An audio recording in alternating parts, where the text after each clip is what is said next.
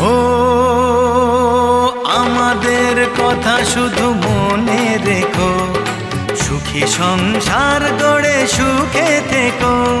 এ ঘর দুয়ার সব শূন্য করে যেতে হবে তোমাকে স্বামীর ঘরে। সাত ভাগে